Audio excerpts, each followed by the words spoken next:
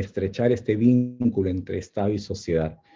Este proceso aún se encuentra inconcluso. Han habido avances, por eso es que se genera los gobiernos locales, los gobiernos regionales, pero aún todavía hay ciertos temas pendientes en el marco de la descentralización.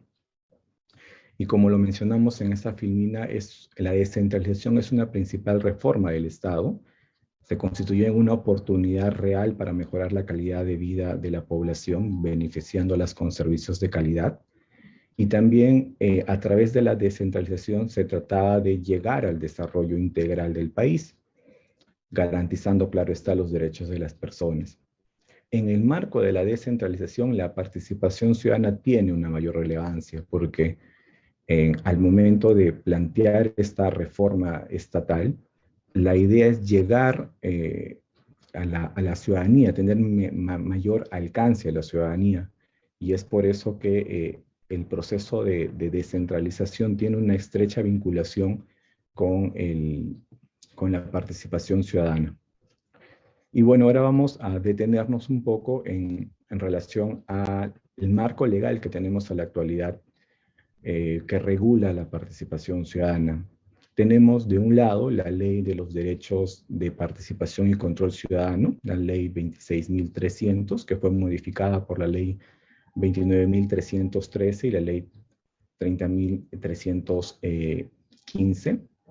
También tenemos la propia Ley de Base de Descentralización que hicimos referencia en la anterior filmina, la Ley 27783, la cual establece la promoción de la participación ciudadana en la formulación, debate y concertación de sus planes de desarrollo y presupuestos en la gestión pública. Asimismo, la participación ciudadana está regulada en la Ley Orgánica de Gobiernos Regionales. En la Ley Orgánica de Gobiernos Regionales se establece que la gestión regional desarrollará y hará uso de instancias y estrategias concretas de participación ciudadana en las fases de formulación, seguimiento, fiscalización y evaluación de la gestión de gobierno y de la ejecución de los planes, presupuestos y proyectos regionales. Posteriormente, también tenemos en claro que la participación ciudadana se encuentra regulada en la Ley Orgánica de Municipalidades, en la LOM, en la ley número 27972, en la cual se establece que los gobiernos locales promueven la participación vecinal en la formulación, debate y concertación de sus planes de desarrollo, presupuesto y gestión. Para tal fin deberá garantizar el acceso de todos los vecinos a la información, y ahí es justo un punto que también lo vamos a tocar en las posteriores filminas respecto a la necesidad de que la información que provea o que tenga el Estado sea de carácter público y que en este caso podamos acceder sea por un portal de transparencia estándar o sea a través de una solicitud de acceso a la información pública.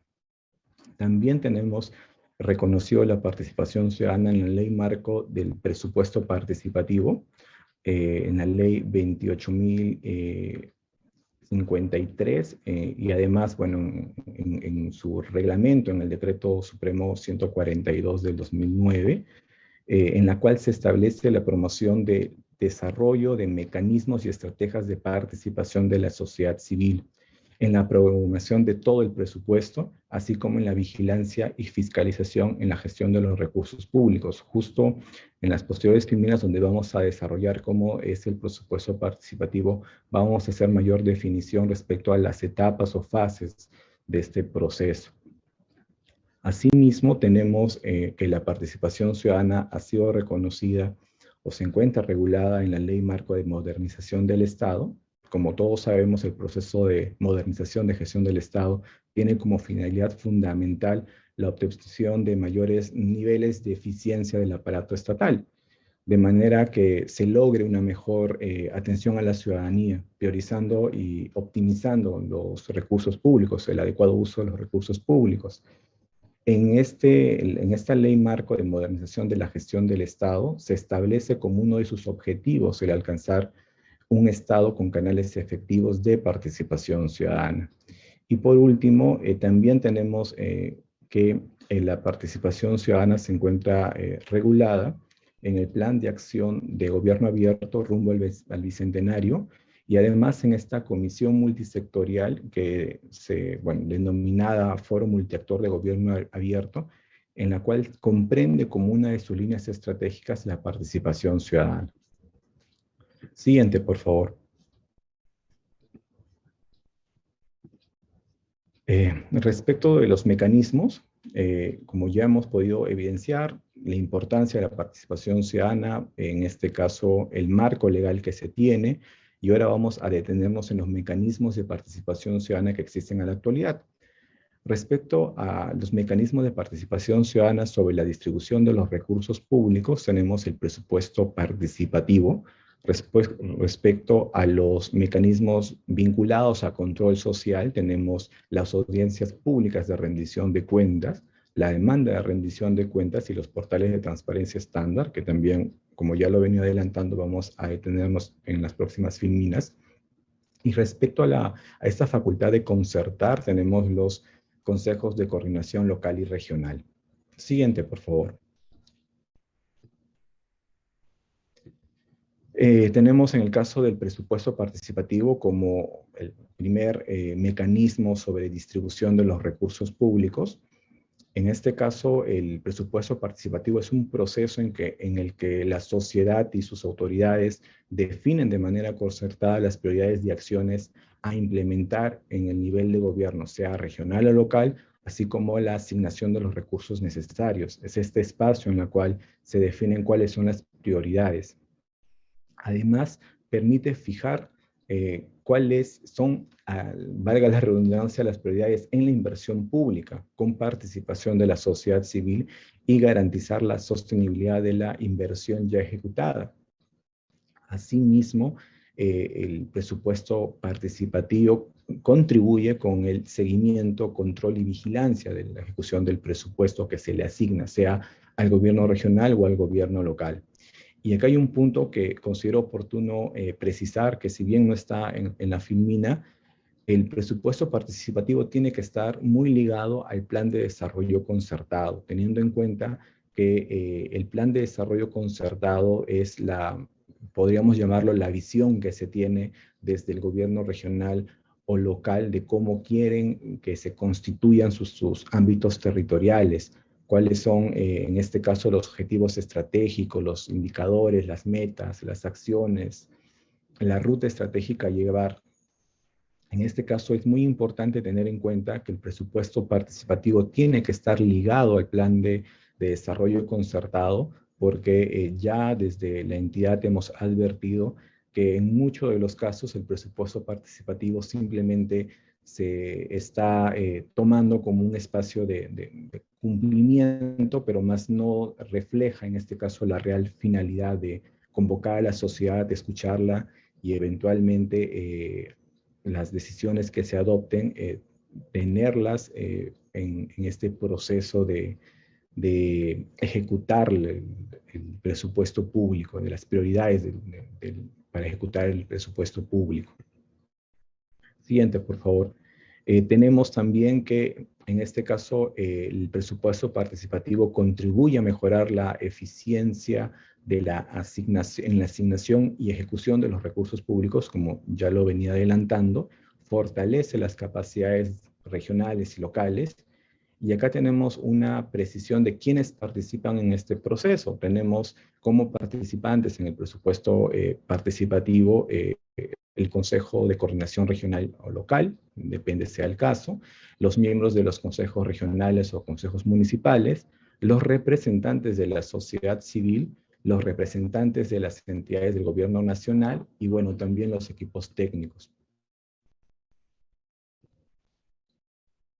¿Cómo se desarrolla el presupuesto participativo? Acorde al Decreto Supremo 142 de 2009, ahí se hace referencia de cómo viene desarrollándose ese presupuesto participativo, que justo en las filminas lo vamos a precisar en unas 5 etapas.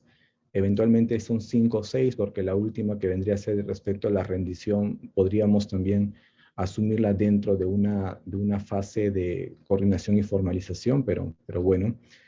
En las filminas estamos definiendo en cinco etapas. La primera de ellas viene a ser la identificación de los agentes participantes, que corresponde a los actos preparatorios. Los agentes participantes son los representantes de la sociedad civil, los miembros del Consejo de Coordinación Regional o Consejo de Coordinación Local, según corresponda, los miembros del Consejo Regional, Municipal, los representantes de las entidades del gobierno nacional, la región o la localidad. Estas participantes, los agentes participantes, deben acreditarse ante la municipalidad o ante el gobierno regional para poder participar. Luego también tenemos, en este caso, la capacitación a estos agentes participantes para que los ciudadanos conozcan cómo se debe planificar, cómo se debe programar el presupuesto. Luego tenemos la fase ya de concertación, en la cual se tienen que elaborar los talleres de trabajo. El alcalde o el gobernador regional convoca a los ciudadanos para que presenten o actualicen el plan de desarrollo concertado de la localidad o región, rendir cuentas sobre el avance en el logro de objetivos anteriormente trazados, evaluar los resultados del proceso participativo presupuestario del año anterior, porque la idea es que se genere un balance de cómo se viene trabajando en base al plan de desarrollo concertado, sea local o regional. La idea es tener un avance de cómo se viene trabajando año a año. Además, también diagnosticar la situación de la localidad, de la región, identificando potencialidad para el desarrollo, definir también los criterios que se usarán para ver cómo se priorizarán las acciones para resolver los problemas. Posteriormente tenemos la fase de concertación, la cual netamente se engloba en la evaluación técnica de las prioridades acordadas en los talleres. Eso por lo general está a cargo de un equipo técnico, el análisis de las propuestas para evaluar su viabilidad, la elaboración de la propuesta con acciones, costos estimados, la priorización, y luego tenemos ya la fase de coordinación o formalización, en la cual se formalizan los acuerdos, se presentan las propuestas al gobernador regional, se aprueba por parte de los agentes participantes mediante un acta de acuerdos y de compromisos. Y acá también no lo hemos puesto en esta diapositiva, pero también tenemos que hacer referencia a la etapa de rendir cuentas, que en este caso es informar, subir esa información al portal de transparencia estándar en el rubro de participación ciudadana, hacer en este caso la rendición de lo que se trabajó en el proceso de presupuesto participativo, mencionar los acuerdos principales o todos los acuerdos arribados en este proceso para que se pueda dar un seguimiento sobre esta labor que se ha venido realizando. Desde la Defensoría hemos identificado algunas dificultades. Las principales dificultades que hemos advertido son que los acuerdos no son vinculantes y por ende hay muchos incumplimientos en la ejecución de los proyectos priorizados. No siempre los agentes participantes son representantes reales de la población. Muchas veces se han identificado casos de agentes participantes que se acreditan, que logran la acreditación, pero al final no tienen una real representatividad. Y además también hemos identificado la falta de fortalecer la participación ciudadana para lograr que sea realmente contribuir a la gestión, al desarrollo local. Hemos advertido, por ejemplo, en estos espacios que se priorizan algunas obras que no tienen no va a tener un impacto real en la calidad de vida de la población. Por ejemplo, acá tenemos un par de casos. En el caso del distrito de Yarabamba, se generaron 3 estadios, pero en este distrito la prioridad, consideramos a juicio nuestro, creo que era principal tener agua potable más que tener estadios deportivos. Por eso también estimamos que estos espacios es también sensibilizar a la población y generar que este espacio sirva para poder resolver realmente las necesidades que cuenta esa población. Posteriormente también tenemos como otro mecanismo el de rendición de cuentas. En el caso de la rendición de cuentas es un deber de las autoridades de informar sobre su gestión, pero también es un derecho que todos los ciudadanos tenemos de contar con información para poder ejercer vigilancia ciudadana. Siguiente, por favor, Karen. Las audiencias de rendición de cuentas deben de ser reglamentadas en el plano regional, en el plano local. Lo ideal es que se genere la reglamentación a través de ordenanzas. En este caso se tiene que garantizar una amplia convocatoria, una difusión previa de cómo va a ser la agenda, garantizar la participación de la población. En este caso es oportuno advertir que respecto a la periodicidad, los gobiernos locales tienen dos audiencias de rendición de cuentas, y en el caso de los gobiernos locales recomendamos que mínimamente se realice una vez al año, y hacemos esa precisión porque la LOM, la Ley Orgánica de Municipalidades, no advierte una precisión así, exacta de que se tiene que hacer una vez al año, pero si hacemos la interpretación constitucional y además del título preliminar, advertimos que los gobiernos regionales, los gobiernos locales también tienen en este caso la obligación de realizar rendición de cuentas, y mínimamente lo deben de hacer una vez al año. Siguiente, por favor. Luego tenemos los mecanismos de portal de transparencia estándar y la demanda de rendición de cuentas. Los portales de transparencia estándar, como ya lo he venido refiriendo, es la información que está en un portal web.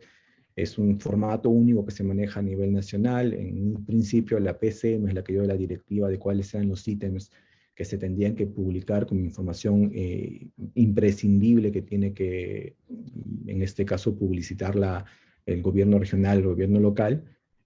Recientemente, bueno, el año pasado salió una resolución directoral del MINJUS, de la Autoridad para la Transparencia y Acceso a la Información Pública, en la cual incluye inclusive un nuevo ítem que es el de información focalizada. Aún todavía no está vigente, pues, no está activo, mejor dicho, pero es una modificación que se ha generado. Pero lo que se trata de hacer es que en este portal de transparencia estándar se cuente con información de utilidad para la ciudadanía para que pueda ejercer control social. Como pueden advertir, tienen que estar los documentos normativos de gestión, la información presupuestal, proceso de adquisición de adquisiciones o contrataciones, la agenda de la autoridad. Es decir, es información que son los mínimos que se establece desde el Estado para que la ciudadanía pueda ejercer algún tipo de control.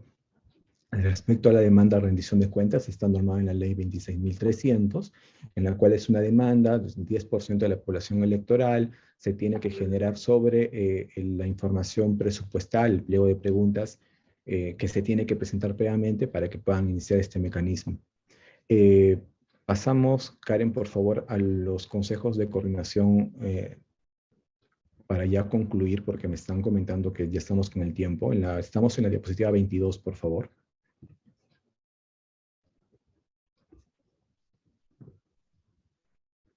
Bueno, para ya concluir respecto a los consejos de coordinación, tenemos los consejos de coordinación regional, local. En este caso, los consejos de coordinación se tiene que garantizar una proporción de 60% de autoridades, 40% población, la ciudadanía. Otra particularidad que advertimos del Consejo de Coordinación es que se tiene que trabajar el plan anual, el presupuesto participativo, el plan de desarrollo concertado, los lineamientos estratégicos en los programas de los planes de desarrollo regionales concertados o el plan de desarrollo local concertado, según lo que corresponde en el caso de los consejos de coordinación local. Pero tenemos como principal dificultad que no se involucra el Consejo de Coordinación en la gestión de manera efectiva. Otro tema que advertíamos es que no se garantiza en su conformación la participación de grupos vulnerables y no hay representación de mujeres, población indígena, entre otros. Además, también hay una fuerte discusión respecto a la fuerza consultiva y vinculante de sus opiniones. Ahí también tenemos una dificultad advertida, porque eso hace que se debilite cuáles son los acuerdos, el seguimiento de los acuerdos que se lleguen en estos espacios. Como conclusiones de esta presentación, podemos advertir que nuestro ordenamiento legal regula los mecanismos para la participación y vigilancia ciudadana, pero aún tiene dificultades en su implementación. Y es necesario que los gobiernos regionales, los gobiernos locales realicen sus mayores esfuerzos para implementar los mecanismos de transparencia en la gestión pública, pues ello contribuye, como ya lo hemos venido manifestando, no solo que se garantice el derecho de participación ciudadana reconocido constitucionalmente, sino también legitima la gestión, previene el tema de actos de corrupción y también previene el tema de evitar algún tipo de conflicto social respecto a decisiones que la población no respalda y consideran que no van acorde a sus necesidades. Con eso concluyo. Gracias. Agradecemos al señor Granados por su presentación y a continuación doy pase al señor Montoya para que pueda iniciar su presentación. Bienvenido, señor Montoya. Muchas gracias. Agradecer a la Escuela de Gobernabilidad, a su director, a todos sus funcionarios, a todas y todos los presentes en este seminario. Voy a intentar compartir una presentación. Me dicen si se ve, por favor. Sí, señor. ¿Sí se ve? Ya. Se me ha pedido hablar sobre las relaciones entre gobiernos regionales y municipales y la ciudadanía, pero desde un punto que está de alguna manera en el marco de los conflictos sociales. En esa lógica, quería señalar simplemente que de manera general, lo que yo entiendo como participación ciudadana y lo que en la academia y en la reflexión política y de investigación y universitaria se habla sobre participación ciudadana, ¿no? Es un proceso que toma en cuenta ciudadanos. Yo diría, son decisiones. Es un proceso donde se toman decisiones para tomar en cuenta ciudadanos de forma individual o colectiva, para que puedan fiscalizar el control y la ejecución de las acciones en los asuntos públicos. Y que esas acciones impactan, digamos, en la eficacia de lo político, lo económico, lo social, lo cultural, lo ambiental. No hay que olvidar que en la Constitución, no está en los gobiernos regionales, pero sí para gobiernos locales, municipales, señala que es obligación es un derecho de los ciudadanos participar en la gestión de la municipalidad, gestión pública de la municipalidad, ¿no? Eso está en la Constitución política, ¿no? Por eso es que la participación busca promover la eficiencia en la gestión pública, ¿no? Y que los ciudadanos puedan acceder libremente y responsablemente a estos espacios de formación y decisión también, ¿no? Toda organización existe con un fin, cuando hay organizaciones de distinto tipo, agua, ambiente, pasivos mineros, artesanía, culturales, en fin, distintos intereses, ¿no? Eso forma parte de los organismos vivos de una sociedad y por lo tanto de la ciudadanía también, ¿no? Y yo siempre he relacionado que la eficiencia en la gestión pública está directamente relacionada con la más o menos promoción de la participación ciudadana en los territorios. Porque cada territorio es un mundo distinto también en cuanto a participación ciudadana. No hay territorios y participación ciudadana iguales. Hay mecanismos iguales para todos, pero digamos, el marco legal permite que tanto gobiernos regionales como locales puedan tener la mayor potestad para ser innovadores incluso en cómo formulan los mecanismos propios de su territorio para la participación. Y en la descentralización, que ya tenemos 2 décadas, en marzo del 2002 se aprobó la reforma de descentralización de la Constitución, son 2 décadas hasta ahora, ¿no? Se opta por este mecanismo. La descentralización es un mecanismo, es un medio, no es el fin. Es a través de la descentralización, ¿no?, que dice la Constitución, vamos a alcanzar el desarrollo integral del país, ¿no?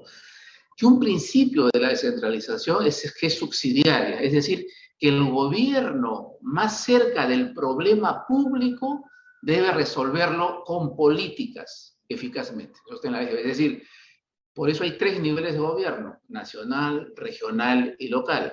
El gobierno más cerca del problema público, donde se presenta el problema público, tiene que resolver con políticas eficazmente, dar solución a ese problema, ¿no?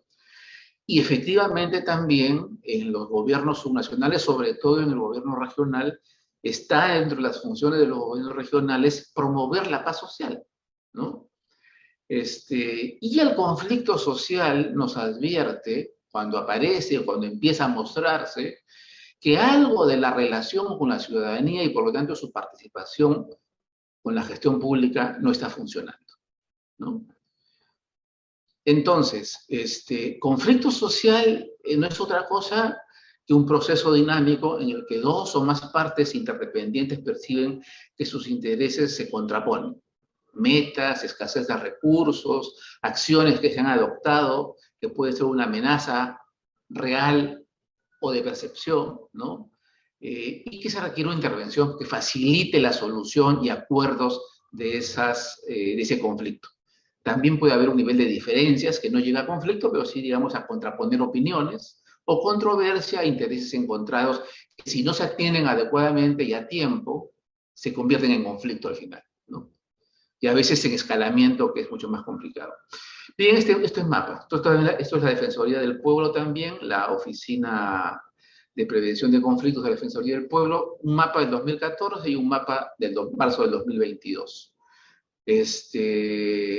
Los colores, digamos, diferencian la intensidad y el número de conflictos. En rojo son más de 20 conflictos, en amarillo o en ámbar, si quieren, de 10 a 19, y los que están en amarillo de 1 a 9, ¿no?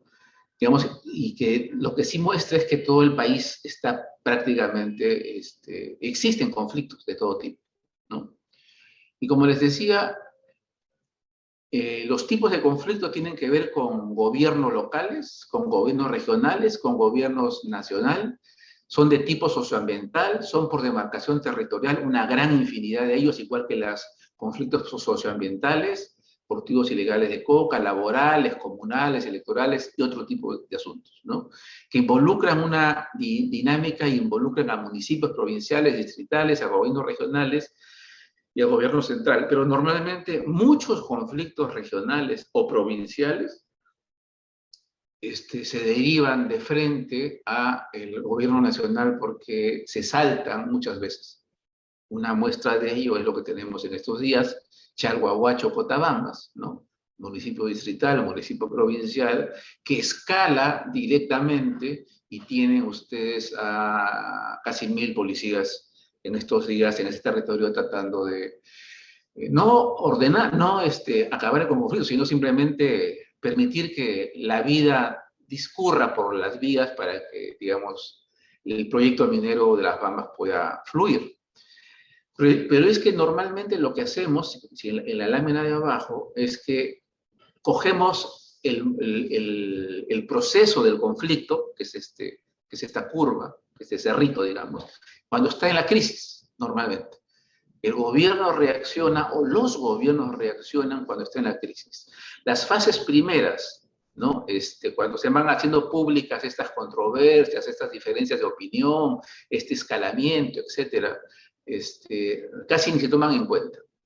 Se toman en cuenta cuando aparece en el medio de comunicación, en la red social, y empieza de alguna manera a complicarse el tema, ¿no?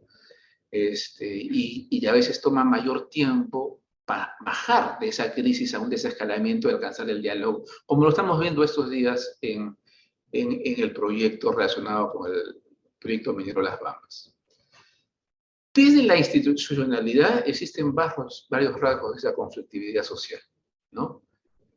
Digamos, estar con una falta de desarrollo de los territorios donde hay actividad extractiva, ¿no? Hay un malestar de la población que continúa en situación de pobreza y pobreza extrema y altas expectativas. Un Estado unitario y descentralizado que es débil para encarar estos conflictos y las demandas territoriales y planificar en esos distritos, provincias y departamentos, ¿no? Porque quizás lo que habría que precisar es que decimos muy rápidamente regiones, y en la práctica no hay regiones, lo que tenemos son departamentos, son los mismos departamentos que conocimos que hace 20 años le colocamos el gorro de gobiernos regionales, y no hay nada, salvo transferencias presupuestales, no hay nada distinto para que, digamos, puedan fortalecerse como gobiernos, incluso departamentales, o como un nivel intermedio con el cual supuestamente debió quedarse, ¿no? Una planificación y programación presupuestal ministerial que no responde a las expectativas y demandas del territorio, ¿no? Y hay un precario relacionamiento en territorios extractivos y socioambientales deficiente, ¿no?, de las empresas con las poblaciones. Frente a eso también hay debilidad en las instituciones y desconfianza en sus autoridades y una debilidad en la representación política. Eso lo vemos hoy día absolutamente generalizado y extendido, ¿no? Que involucra acciones políticas. Entonces la pregunta es, ¿mayor presencia o mejor funcionamiento del Estado? O como dicen todos, una reforma del Estado. A nivel del gobierno nacional, para atender esta relación con la ciudadanía que se manifiesta a través del conflicto, digamos, existen todas estas oficinas nacionales de gestión social en los sectores, en los ministerios, ¿no? Desde la PCM, Vivienda, Ambiente, Ministerio de Energía y Minas, Minagri, MINSA, Produce, Minedu, MIDIS, MTC, ANA, OEFA, Interior, Ministerio de Trabajo, y hasta Relaciones Exteriores, ¿no? Existen esas oficinas con algunas más desarrolladas que otras. Yo diría que las que tienen más desarrollo o personal desconcentrado en el país son PCM, Ministerio de Energía y Minas, Ministerio del Ambiente, Ministerio de Agricultura, principalmente, ¿no? Esas 5 primeras, ¿no? Los otros tienen oficinas, pero no en una desconcentración o un trabajo más articulado a nivel nacional. Pero el Estado también se desconcentra, o sea, junto con descentralización convive la desconcentración del gobierno nacional, ¿no? Que es una especie de locura. Estos son oficinas desconcentradas, por ejemplo, de la OEFA, a nivel nacional, ¿no? Que existen, hay jefes, hay cargos, hay correos electrónicos institucionales. Pero no solo ellos, el MTC también tiene centros desconcentrados del Ministerio de Transportes y Comercio. Y podemos seguir, porque hay otros sectores que también están desconcentrados. Entonces, lo que quiero decir es que la debilidad del Estado está en que tenemos un Estado unitario descentralizado, donde supuestamente se crean gobiernos, la autoridad más cerca de la población, más cerca del problema de la población para que lo resuelva, pero como no funciona, el Estado también se desconcentra. El Estado nacional o el gobierno nacional se desconcentra también, ¿no? Pero no solo eso, a nivel de los gobiernos regionales, también hay oficinas regionales de prevención de conflictos. O sea, estas son 19, no sé si hay más.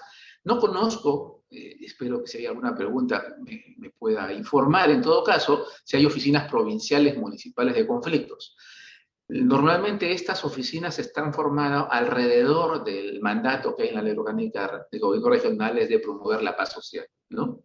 Pero a pesar de eso, de que existen todas esas oficinas, los conflictos escalan, digamos, a una proporción mayor, ¿no? Esta es la normatividad que hay en la Ley Orgánica de Gobiernos Regionales respecto a promover la cultura de paz, ¿no? Promover una cultura de paz y de derechos y de igualdad de oportunidades, ¿no? Promover mecanismos de prevención y solución de conflictos laborales y desarrollo solidario, promover una cultura de paz e igualdad de oportunidades, ¿no? Y existen, digamos, fomentos de participación a nivel de las leyes en este caso la Ley Orgánica de Gobiernos Regionales, para promover la participación en cada territorio. Ahora, un tema central de por qué hay conflicto social es porque las actividades, acciones, inversiones y decisiones de los gobiernos y las entidades no resuelven el problema público que se presenta, ¿no? Y a veces la política pública, o sea, las acciones públicas, las políticas de los gobiernos nacional, regional, provincial, municipal o distrital, buscan solucionar o deberían buscar solucionar ese problema público, ¿no?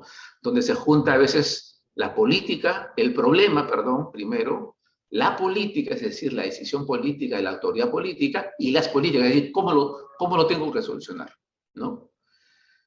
Y entonces las políticas públicas tienen en ese cuadro derecho un poco todos los puntos que tienen que tomarse en cuenta para definir cómo soluciona el problema. Estamos ante un problema, cómo tengo la información, cómo construyo alternativas de solución del problema, cómo selecciono mis criterios y mis juicios, qué resultados estoy buscando, los costos que esto implica y tomar la decisión, ¿no? O sea, parece fácil, digamos, puesto así, no es fácil, pero es lo que hay que hacer si queremos evitar que haya menos conflictos sociales. Esta es otra reflexión que hay, por ejemplo, cuando se diseñan políticas públicas y acciones para resolver problemas públicos, políticas públicas, ¿no? Dice, cuando se considera solo una postura, generalmente la de los tomadores de decisión, es decir, los que están en la autoridad, en la oficina, los que saben, entre comillas, ¿no? No será la más adecuada, porque no refleja una visión integral de todos los actores interesados en el asunto público. O sea, lo que quiere decir es que el problema público, la política pública que yo voy a aplicar para resolver el problema público, tiene que tomar por lo menos la opinión y tener, digamos, el mapeo de todos los involucrados en ese problema público. Porque si no, esa política pública puede sufrir el problema de que no es sostenible en el tiempo. No es sostenible en el tiempo, ¿no? Y entonces, podríamos estar, digamos, ante un problema muy serio, ¿no? Entonces, en problema público, digamos, tenemos muchos problemas siempre en demandas ciudadanas, ¿no? Pero hay que ver, digamos, cuál es el problema principal, cuáles son los problemas centrales que queremos resolver y tratar de no involucrar, a veces confundimos los efectos con el problema. El río está contaminado, ¿el problema es el río contaminado o es otro el problema? Falta una escuela, ¿el problema es que falta una escuela o hay otro problema? Hay que construir un hospital infantil, ¿el problema es que falta un hospital o falta otro? Es otro el problema que hay que resolver, ¿no? Entonces, a veces hay que definir bien cuál es el efecto y cuál es el problema real que queremos. Para eso hay estos pasos que les he colocado ahí, ¿no? Estoy corriendo un poco porque estamos con el tiempo también, pero hay que, básicamente, 3 pasos: analizar e identificar los problemas relacionados con la situación, cuál es el principal problema que les acabo de mencionar, y formular el problema en pocas palabras, porque los rollos a veces no ayudan a definir cuál es el problema, sino o apuntarle directamente a dar en el bull del problema público, ¿no? Entonces, es una situación real, con una población objetivo y que tiene un estado, una carencia o déficit de diálogo. Entonces, la pregunta que hay que responder: ¿cuál es el problema? Siempre hay que preguntarse eso. Ahora, el enfoque territorial de la participación, con este marco legal que se nos ha explicado al comienzo, lo que quiero decirles es que no hay una participación ciudadana igual en ninguna provincia. Es distinta la participación en Ucayali, en gobierno regional, provincial, distrital, que en el gobierno regional en Lima Provincias, que en Loreto, que en Cajamarca, que en Tumbes, que en Lima Metropolitana. Son distintos. La manera como uno fomenta y promueve la resolución. O sea, hay un mecanismo general, 2 audiencias de rendición de cuentas al año, en el caso de gobiernos regionales. Claro, algunas autoridades hacen la audiencia el 31 de diciembre. Cuando no quieren ser autoridades pro participación ciudadana, hacen el 31 de diciembre, donde efectivamente no va a haber participación, ¿no? O el 24 de diciembre. En fin. Entonces, lo que quiero decir es que el marco legal permite hacer un enfoque territorial con una participación propia de cada territorio, porque cada territorio tiene costumbres, identidades, flujos de información, tipos de organización distintas y diversas. Y por lo tanto, amerita una participación más propia para poder ser eficaz. Solamente, este es mi antepenúltimo filmina, solamente pasarles el dato que existen mecanismos de participación en la Ley Orgánica de Municipalidades que deberían revisar, ¿no? Comités de gestión de diverso tipo, participación del sector empresarial. Todo eso es parte de armar, digamos, una política de participación para la gestión pública municipal. Bueno, y aquí es un poco, digamos, he querido colocar esto como pues, el tema de moda ahora. Y miren ustedes, este es el corredor minero, ¿no? Esa línea azul en cursivas es el corredor minero que va desde Apurímac, Progreso, Cotabambas, Chalhuahuacho, Grau, etcétera, hasta Cusco, ¿no? Atravesando Cusco, en los límites con Arequipa hacia Mollendo para el embarque. Todo esto que vemos acá es influencia directa, comunidades de influencia directa, comunidades de influencia con área logística, etcétera, ¿no?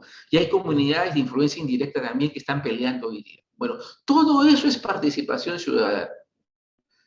Y normalmente los planes de desarrollo regional no miran este tema y los planes provinciales a veces no alcanzan a involucrar en el plan de desarrollo concertado a esta población que necesita también, digamos, decir su palabra, por dónde va el desarrollo.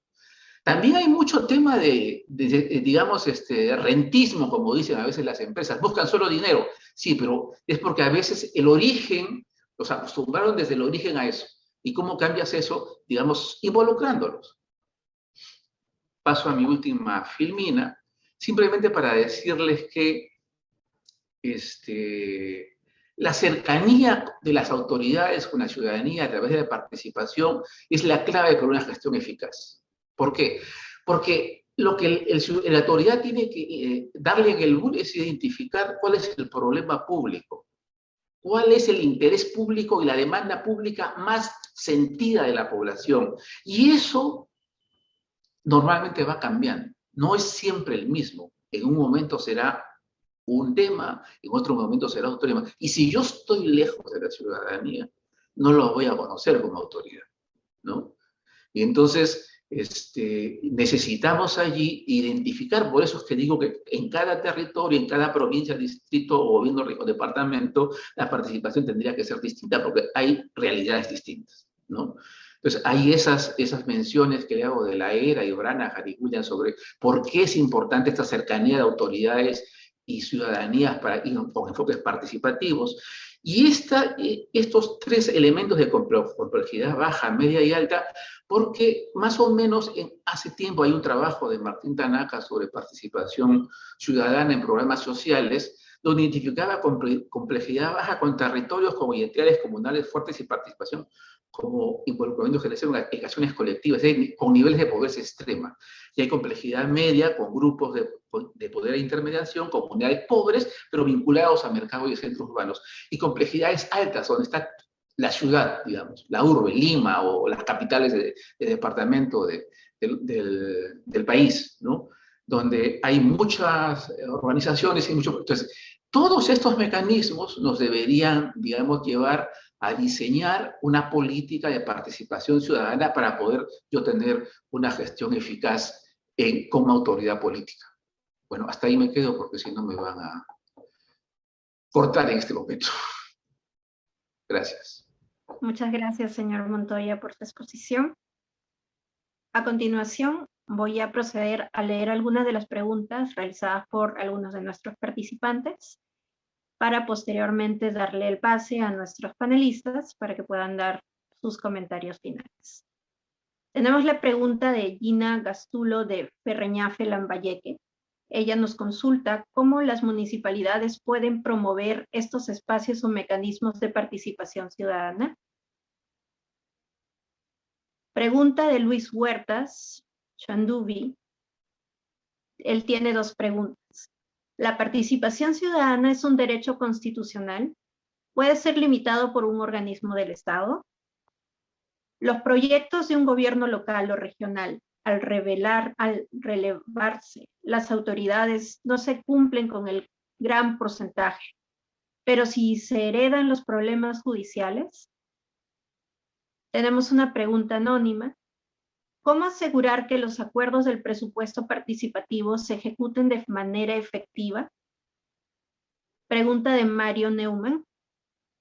¿Qué ha hecho la Defensoría ante los incumplimientos de las normas sobre participación ciudadana, en especial en los distritos de Lima? Pregunta del señor Asencios. ¿Se tiene que elaborar instructivos para realizar los mecanismos de participación ciudadana y vigilancia ciudadana? Pregunta de Leslie Urteaga Peña de Lima. Mi pregunta está en relación a la participación de comunidades indígenas originarias y o nativas en nuestra capital. Si una persona se reconoce como indígena, afro, amazónico y originario y participa en las listas electorales, ¿se cumple lo que dice la norma o es que se requiere que haya una entidad como municipalidad o tal vez el Ministerio de Cultura que refrende esta participación? En Lima Metropolitana, ¿cómo se resuelve esta participación? Preguntas de un participante anónimo. Les pediría alguna reflexión sobre la revocatoria. En su experiencia, ¿han encontrado diferencias en la participación ciudadana en zonas rurales con respecto a las zonas urbanas? Por parte de Osvaldo Castillo nos consulta, ¿qué acciones tomar cuando las autoridades no atienden los acuerdos tomados en participación ciudadana, sobre todo en los actos de transparencia de los proyectos de infraestructura, ya que muchas veces está muy restringido el acceso a los expedientes técnicos que aprueba la autoridad edil? Paul Díaz de Puno nos consulta cómo evitar que los alcaldes o gobernadores manipulen y controlen a los CCL y los CCR. Y por último, tenemos 3 preguntas de un participante anónimo. ¿Qué papel cumplen o pueden cumplir los gobiernos subnacionales en los conflictos sociales para no tener que esperar a que llegue el gobierno nacional? ¿Acaso eso es posible? ¿Podrían comentarnos cómo está funcionando la consulta previa? Y por último, ¿firmar el acuerdo de Escazú puede ayudar a la participación ciudadana? Tras leer algunas de las preguntas de algunos de nuestros participantes, le doy pase a nuestros panelistas, empezando por el señor Granados, para que pueda dar sus comentarios finales. Perfecto, muchas gracias, Darinka. He tomado apuntes, espero no dejar de lado algunas interrogantes. Me parecen muy importantes las reflexiones de los participantes en este seminario. Pude tomar apuntes sobre la participación, si es considerado un derecho fundamental, como lo había hecho referencia al artículo 31 de la Constitución, si puede ser limitado por un organismo del Estado. En principio no, la participación ciudadana, como ya lo venía refiriendo, con su carácter de derecho fundamental, no puede generarse ningún tipo de limitación. Pero eso hay que también hay que manejarlo con pinzas, por llamarlo de alguna manera. Es decir, por ejemplo, en estos consejos de coordinación regional, en los consejos de coordinación local, o en este caso en los presupuestos participativos, todos tenemos la potestad de poder ejercer participación ciudadana y participar de esos espacios. Pero también es necesario tener en cuenta que es decir, es prácticamente imposible, pongamos el supuesto de que toda la población de San Juan de Lurigancho quiere participar en el presupuesto participativo. Por ende, estamos hablando de un promedio de 1 millón de personas que van a ir a un espacio a brindar o manifestar su voluntad. Ahí no es que se restrinja, sino que se da ciertos mecanismos para que esta participación sea medianamente materializable en la realidad. Por eso es que se generan, en este caso, los agentes participantes, que son los que representan a un grupo de sociedad organizada. Por eso, en un concepto mucho más amplio, podemos definir que la participación ciudadana es un derecho constitucional, no puede ser limitada, pero en este caso hay que tener en cuenta de que cada uno de estos mecanismos implican ciertos metodologías para poder ejercer la participación ciudadana. Eso no implica, por ejemplo, en el caso de una audiencia de rendición de cuentas, de que si bien yo no puedo estar presente en esa audiencia, podría fácilmente a través de un medio virtual que ahora se ha vuelto o que está muy en boga, el tema de manejo de las salas de Zoom, como esa oportunidad que nos permite tener esta participación con diferentes representantes a nivel nacional. ¿Sí? Hay mecanismos en los cuales facilitan a que todos los ciudadanos que tengamos legítimo interés de querer conocer de cómo se viene trabajando la gestión pública, sea local o sea regional, puedo participar de los espacios por estos mecanismos. La otra interrogante que nos mencionaban era cómo las municipalidades pueden promover estos espacios o mecanismos de participación ciudadana. En este caso, yo puedo mencionar de que la idea es que justo, por ejemplo, en el caso de el presupuesto participativo, como ya lo habíamos manifestado, hay una fase de actos preparatorios. Dentro de esta fase de actos preparatorios hay una capacitación de los agentes participantes para que los ciudadanos conozcan cómo es que se debe de programar y planificar el presupuesto. Esa es una forma en la cual se garantiza o en este caso se coadyuva que se genere una adecuada participación ciudadana en este espacio. Además, nosotros siempre desde la Defensoría consideramos que todas las entidades del Estado tienen que generar este aspecto de sensibilizar y capacitar a la población respecto a los derechos que tiene, y eventualmente esto tiene que ir en el plano regional o en el plano local, tiene que ir orientado a que la población advierta cuáles son sus necesidades y eventualmente la toma de decisiones gire en torno a resolver esos asuntos importantes. Como yo lo había manifestado en una filmina, por un ejemplo, tenemos un caso de una municipalidad que, a pesar de no tener servicios básicos como el tema de agua potable, esa población decidió tener 3 estadios deportivos que quizás puedan impactar medianamente en su calidad de vida, pero a juicio propio considero que quizás este proceso de presupuesto participativo hubiese sido orientado a resolver un problema básico como acceder a agua potable. Por eso hay un tema ahí también de cierta responsabilidad de los agentes participantes, de la propia población, de poder afinar cuáles son las prioridades y no solamente generar la participación respecto a resolver un problema menor, por ejemplo, que se resuelva no sé, una calle, el asfaltado de una calle, o hacer una cancha de fútbol, sino que, como yo lo mencionaba, tener más en cuenta el tema de la visión que se tiene como gobierno regional, como gobierno local. Es decir, y esto está evidenciado en el plan de desarrollo concertado. Por eso la idea es que se tenga esta mirada. Respecto al tema oye, un interrogante como de las labores que había hecho la Defensoría del Pueblo ante el incumplimiento de las normas de participación, en especial de los distritos de Lima. Nosotros como Defensoría anualmente venimos realizando, en este caso, una supervisión para poder conocer cómo va el tema de la audiencia de rendición de cuentas.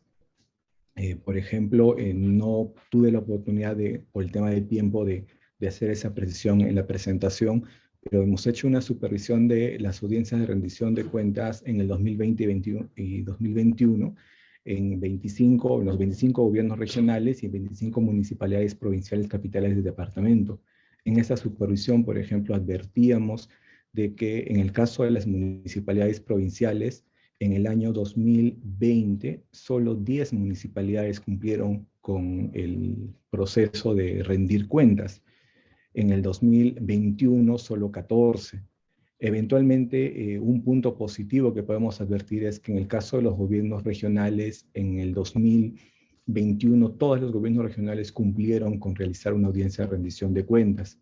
Pero podemos advertir también de que en este caso, la principal forma de generar la audiencia de rendición de cuentas en este contexto de pandemia ha sido de manera virtual, dada la coyuntura, pero cuando ya se pudo generar el tema de la presencialidad, igual hemos advertido que se ha venido optando por el canal de la virtualidad, y que, si bien favorece para que la gran mayoría de la población pueda acceder a estos espacios, también en algún momento consideramos que limita, por ejemplo, la participación de aquellas personas que no tienen un manejo constante de medios digitales. Por ejemplo, un adulto mayor que quizás no pueda tener un manejo tan frecuente de ingresar a una página web o de ingresar a las redes sociales de la municipalidad.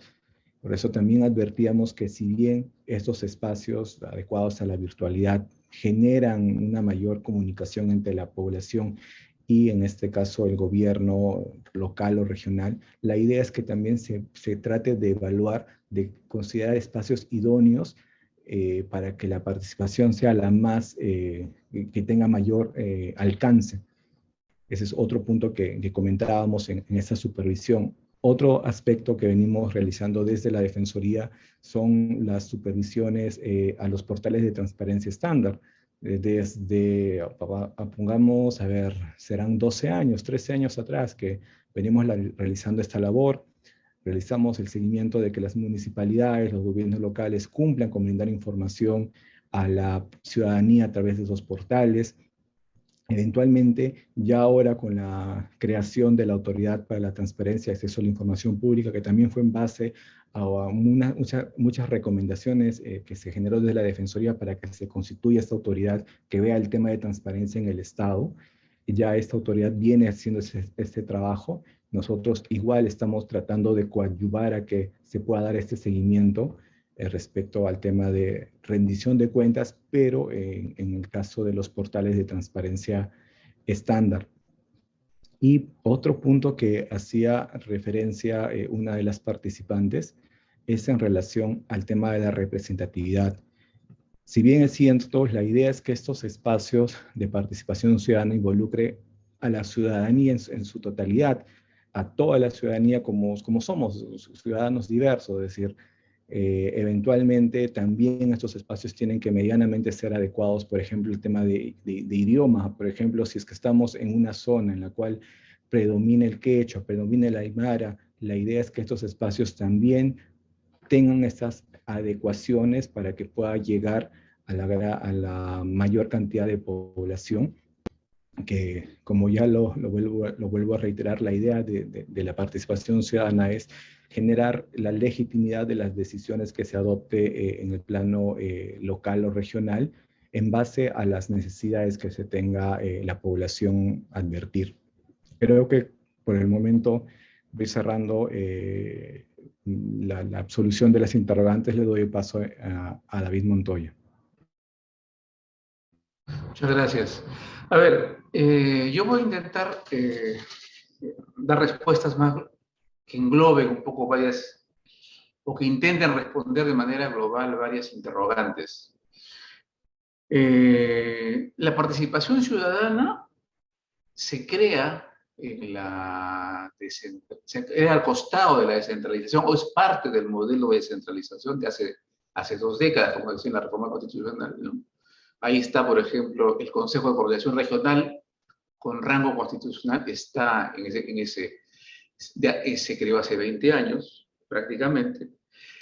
Pero lo que había que decir es que la participación ciudadana, para que funcione, está muy relacionada con la voluntad política de la autoridad. O sea, cuanto más voluntad política participativa hay, digamos, va a ser mejor el fomento de la participación en los territorios. Y cuando menos voluntad política haya, evidentemente va a ser muy restringido mínimo esos espacios o esos canales y ese fomento de la participación. Ahora, las autoridades no es un tema nuevo. Yo estuve más o menos cerca del proceso donde se hizo la reforma constitucional el 2002 en el Congreso. Los políticos y las autoridades políticas tienen la idea, ¿no? Ya lo decía en el debate en ese momento, hace 20 años, lo siguen repitiendo ahora, ¿no? Escucho en varios casos, que eso de la participación ciudadana es un refugio para los que perdieron las elecciones, es decir, mis competidores, mis enemigos, que perdieron las elecciones, y por lo tanto restrinjo al mínimo esa posibilidad porque no quiero pues que obstruyan mi labor, pongan cabeza a mi labor o a mi gestión. Yo diría craso error. O sea, hay este adagio chino que dice, tienes que tener cerca a tus amigos, pero mucho más a tus enemigos. Si es que tienes esa concepción, ¿no? ¿Por qué? Porque también esas personas que postularon y perdieron, por ejemplo, frente a la autoridad elegida, tienen pues representación de algo, tienen seguidores, tienen propuestas, iniciativas, y a veces es tenerlas de alguna manera cerca para poder decir por dónde va. O sea, por eso es que la participación ciudadana, la política, las decisiones de fomentar la participación ciudadana, ¿no? Junto con este marco general, el presupuesto participativo, las asambleas de rendición de cuentas, o lo que hay el CCR o el CCL, digamos, se puede innovar. Y yo he conocido casos, se ha preguntado de casos, he preguntado casos donde la autoridad electa en un periodo fomenta de manera democrática y muy participativa la convocatoria a sus ciudadanos con mecanismos y todo lo demás, ¿no? Y termina su periodo, viene otra autoridad y lo que hace es, digamos, acomodar esos mecanismos ya creados y establecer una relación con organismos ciudadanos cercanos a él. O sea, de alguna manera optados a la posición oficial de la autoridad, ¿no? Dejando de lado a los que anteriormente participaban. Y eso, evidentemente, por ejemplo, no es una auténtica participación ciudadana democrática, ¿no? Entonces, el problema de por qué funciona o no funciona o por qué no se deja a tales o cuales personas, está muy relacionado directamente con la participación ciudadana. Se ha hablado del presupuesto participativo. Todos sabemos que el presupuesto participativo, digamos, tiene que ver con ideas de proyectos que la ciudadanía representada, digamos, en los espacios va generando y estableciendo. Pero al mismo tiempo, digamos, todo eso es evaluado en función de un equipo técnico, de la entidad pública, gobierno regional, gobierno municipal, provincial o distrital, y en función a eso va definiendo, digamos, prioridades. Y a veces, digamos, la recomendación es que no se incluyan esas ideas de proyecto porque no son unas buenas ideas de proyecto, ¿no? O no hay un presupuesto, digamos, asignado para eso. Que esa es otra de las cosas que ocurre, ¿no? A veces hay municipalidades y distritales, incluso provinciales, con presupuestos absolutamente escasos, digamos que el presupuesto participativo es prácticamente ínfimo, ¿no? Pero también hay de las otras, digamos, donde se prefiere a nivel de gobiernos regionales tener participación con autoridades locales, distritales y provinciales, es decir, entre iguales, más o menos, y dejan de lado, al lado de sociedad civil, ciudadanía organizada, etc., ¿no? Y la otra cosa, por ejemplo, que ocurre también a nivel de presupuesto participativo es que no se asigna previamente un monto o un porcentaje del presupuesto institucional de apertura o el presupuesto institucional modificado para el ejercicio del presupuesto participativo. Y por lo tanto, las ideas de proyecto que van llegando a ese mecanismo tampoco no son tomadas en cuenta, al final, o son dejadas de lado, ¿no? La posibilidad de que poblaciones indígenas puedan participar, digamos, en estos espacios de participación es absolutamente posible. El tema está en las condiciones de la participación. O sea, pongamos poblaciones indígenas de la selva y tienes un gobierno regional con centro en Maynas. ¿Dónde haces los mecanismos de participación? Tendrías que diseñar, digamos, lugares desconcentrados territorialmente o descentralizados territorialmente para hacer espacios de participación y que puedan facilitar la convocatoria y la presencia de esas poblaciones en esos espacios de participación. Eso es pensar un diseño de política pública de participación en la gestión ciudadana. Han habido casos, recuerdo casos en Cajamarca, por ejemplo, de participación ciudadana, rendición de cuentas, ¿no? Gobierno regional, me acuerdo del nombre del gobernador, presidente regional, Jesús Coronel, ¿no? Estaba obligado a hacer como mínimo, y la mayoría hace eso, solamente lo mínimo, 2 asambleas o audiencias de rendición de cuentas al año, ¿no? Uno al comienzo, al final del año. Bueno, el señor decidió que las asambleas de rendición de cuentas en el gobierno regional de Cajamarca, en su gestión, eran mensuales y por provincia, en una provincia distinta en cada mes, en todo el departamento de Cajamarca. Y evidentemente eso le permitió tener, digamos, un mapeo incluso sobre demandas, cosas que se hacen, no se hacen, además de que en ese momento el gobierno regional de Cajamarca también se desconcentra. Es decir, no está en la capital del departamento de Cajamarca, sino crea como subregiones desconcentradas en las provincias. Bueno, ese asunto me parece que ahora ya no existe. Ese diseño existió en su momento y eso fue en su momento una buena práctica de participación ciudadana, ¿no? Entonces, como ven, y como les decía yo también en la primera presentación, han habido casos donde, digamos, de autoridades regionales, y no vamos a mencionar nombres, por no ponerlos, digamos, en evidencia, regionales o provinciales, que esos 2 mínimos que están obligados a hacer, o el 1 mínimo, lo hacen el 31 de diciembre. o el 24 de diciembre, donde evidentemente la participación ciudadana va a ser mínima por obvias razones, ¿no? Pero es simplemente para cumplir y para decir, sí, yo también hice participación ciudadana y cumplí con la norma. Pero en realidad, cualitativamente, eso no significa nada en relación a para qué se hace la participación ciudadana. Tener una mejor gestión pública, porque conozco el problema público, porque conozco el interés público más requerido y cuál es la demanda más requerida. Yo hasta ahí me quedaría por el momento.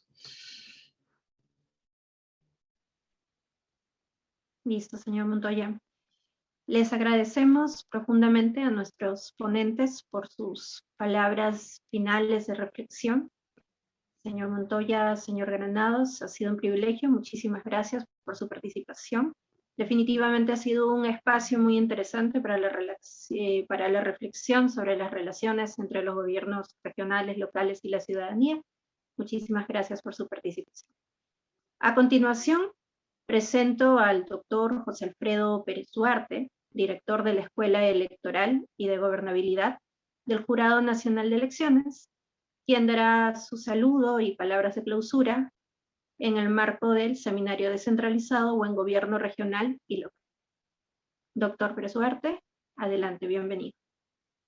Muchas gracias.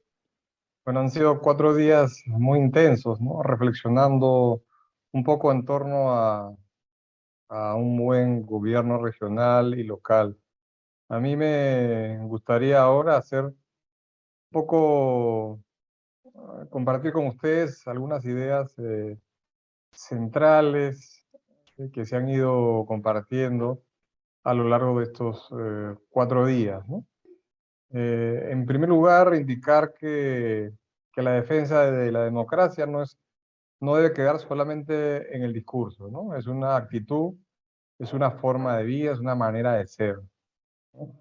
Por ello, los organismos electorales valoran la perseverancia que le corresponde a la institucionalidad, al valor de las instituciones, ¿no? Es algo que se ha ido perdiendo en los últimos años.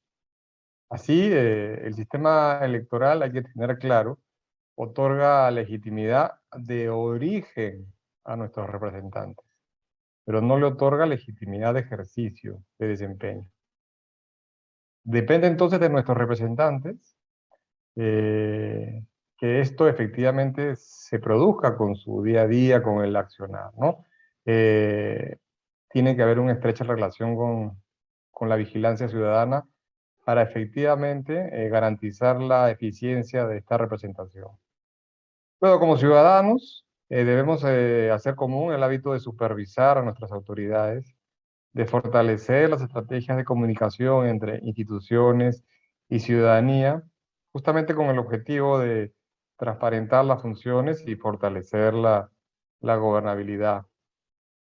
Luego es necesario implementar un enfoque de territorialidad en la gestión pública, que se torna urgente articular todos los niveles de gobierno con la finalidad de satisfacer las necesidades inmediatas de la ciudadanía, ¿no? Este es urgente, el tema de la articulación interinstitucional en todo nivel. Luego vimos que los organismos las instituciones del Ejecutivo no se encuentran articuladas entre sí, es un poco lo que estamos comentando, ¿no? Cada institución solamente cumple sus metas sin pensar en una gestión subnacional. Es necesario, pues, desarrollar un mayor diálogo entre actores, generar independencia económica a nivel subnacional, sin corrupción, importante esto, con una política de descentralización fiscal. La ciudadanía debe de participar en la definición del problema público, debe ser parte de la toma de decisiones, porque ellos son los principales afectados cuando algo se hace bien, pero también cuando algo se hace mal, ¿no? Este acercamiento no solo ayuda a modelar mejor el problema, sino a mejorar el gobierno en el territorio. Esta semana hemos visto un poco que la corrupción en regiones existe por intereses privados, el nombramiento de funcionarios que no cumplen un perfil adecuado, los comités de selección de obras no suelen ser los más idóneos, las obras de adjudicación directa suelen ser una herramienta de corrupción, existe una falta de sanción a los funcionarios que transgreden las normas, ¿no? La implementación de control interno es una responsabilidad integral del titular, apoyándose en los funcionarios y servidores que han participado en la entidad, que son parte de la institución. Y hoy hemos compartido un poco el tema de la participación. El presupuesto participativo consideramos que es una oportunidad de acercar a la ciudadanía a sus autoridades. Sin embargo, implica que la ciudadanía se involucre en necesidades colectivas y prioritarias de la comunidad. Sin duda alguna debe ser parte del proceso de toma de decisiones. Luego, hemos visto un poco que una adecuada participación ciudadana, las autoridades capacitan y sensibilizan a la sociedad en la toma de conciencia de la mejora de su calidad de vida, la generación de soluciones y la prevención de posibles conflictos, ¿no? Esas quizás han sido unas cuantas ideas fuerza o ideas principales en cuanto a estos 4 días que hemos compartido con ustedes. Lo otro que me gustaría indicar es que hemos contado a lo largo de estas 4 sesiones con un promedio de 450 participantes conectados en línea, que vienen de todo el Perú. Creo que eso es muy importante y refleja un poco el interés, ¿no?, que existe sobre estos temas. Quisiera también aprovechar este momento de clausura para agradecer a los ponentes, a cada uno de ellos y de ellas, a las instituciones aliadas, al Instituto de Ética y Desarrollo de la Universidad Antonio Ruiz de Montoya, al Grupo Propuesta Ciudadana y Ciudadanos al Día, y a quienes han colaborado en representación de la Contraloría General de la República, la Defensoría del Pueblo, el Observatorio de Lima, ¿Cómo Vamos? También los quiero invitar, me gustaría recalcar que este seminario no tiene la intención de ser una actividad aislada, sino es parte de un paquete integral que nosotros desde la Escuela Electoral estamos sinceramente muy interesados en impulsar, y los quiero invitar en mayo a un ciclo de conferencias que se va a llamar Herramientas para un Buen Gobierno, ¿no? Son también 4 fechas, el 16 de mayo, con el tema ética, cultura política y buen gobierno. El 17 de mayo, elaboración de planes de gobierno basados en la evidencia. El 30 de mayo, enfoque de género en los planes de gobierno. Y finalmente, vamos a terminar el mes, el 31, con el desarrollo del tema enfoque intercultural en los planes de gobierno. En el horario siempre de la tarde-noche, ¿no? Entre las 5:30 y las 7. Espero que también, como ahora, nos acompañe tanta o más gente, ¿no? Así que con esto damos por clausurado este seminario, agradeciéndoles nuevamente a la participación de todas aquellas personas que se han conectado y que han compartido con nosotros estas jornadas. Muchas gracias. Te dejo la palabra, Dain. Muchas gracias, doctor Pérez Duarte. Y sin más preámbulos, estamos cerrando esta 4ª y última sesión del Seminario Descentralizado Buen Gobierno Regional y Local. No sin antes pedirles, por favor, llenar esta pequeña encuesta de satisfacción a fin de conocer sus sugerencias de cara a la organización de las próximas actividades académicas. Muchas gracias a todos y hasta una próxima oportunidad.